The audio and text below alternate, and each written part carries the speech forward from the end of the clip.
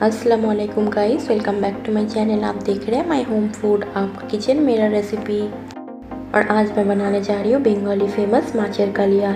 इसे आप fish curry भी बोल सकते हैं। ये बहुत ही टेस्टी और बहुत ही यम्मी बनते हैं। ये दिखने में जितना टेम्पटिंग लग रहा है, ये खाने में भी उतना ही स्वादिष्ट है। इस रेसिपी को आप लोग एक बार ज़रूर ट्राई कीजिए, आप लोगों को बहुत ही पसंद आएगा। तो चलिए रेसिपी स्टार्ट करते हैं।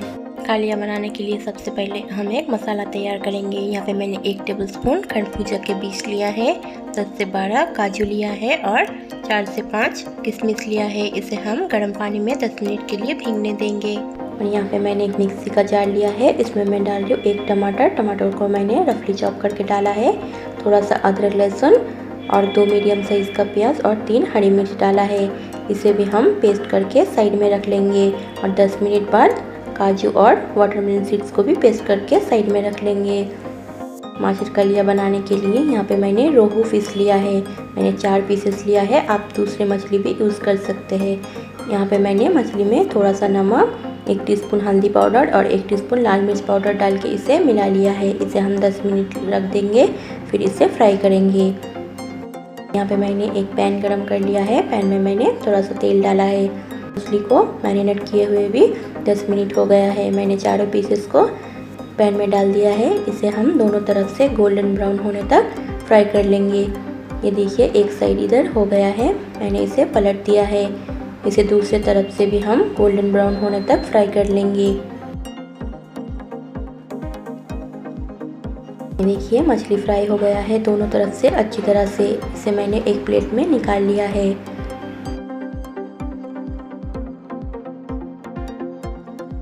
और यहाँ पे दूसरी तरफ मैंने कढ़ाई गरम कर लिया है। कढ़ाई पे मैंने तेल डाला है। तेल का इस्तेमाल मैंने यहाँ पे थोड़ा सा ज़्यादा किया है, आप लोग थोड़ा कम भी कर सकते हैं। तेल गरम होने पर मैंने यहाँ पे 2 तेज़पत्ता डाला है, थोड़ा सा दालचीनी का स्टिक, 2 हरी इलायची, 2 लौंग और हाफ टी स्पून साबुत जीरा डाला है। सारी चीज़ों को हम 1 सेकंड के लिए भून लेंगे।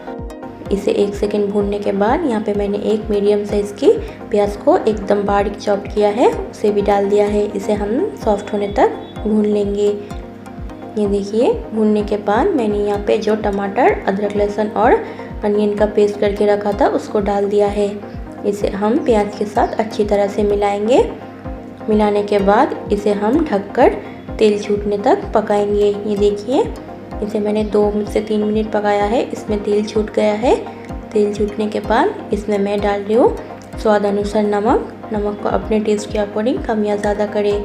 फिर मसालों में मैंने यहाँ पे 1 टीस्पून हल्दी पाउडर, 1 टीस्पून जीरा पाउडर, 1 टीस्पून धनिया पाउडर और 1 टीस्पून लाल मिर्च पाउडर डाला है।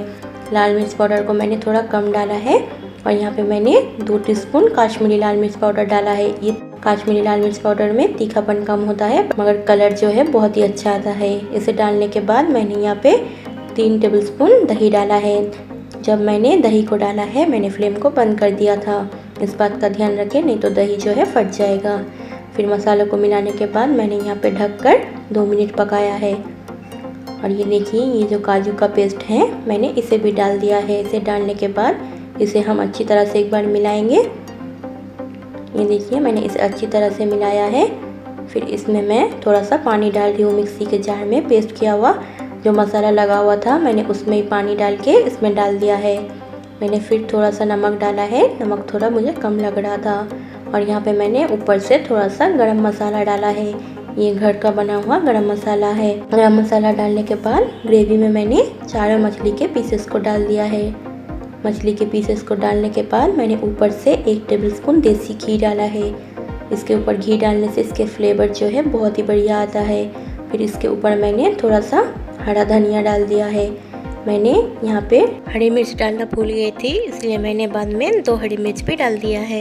इसे मैंने ढककर 15 मिनट लो फ्लेम पे पकाया है। ये देखिए, 15 मिनट के बाद हमारा माचर कलिया जो है बिल्कुल रेडी है। ग्रेवी को आप अपने हिसाब से गाढ़ा या पतला रख सकते हैं।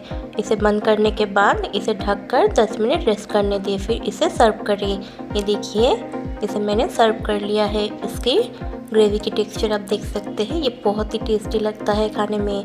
इस रेसिपी को आप लोग ज़रूर ट्राई कीजिए, आप लोग को बहुत ही पसंद आएगा।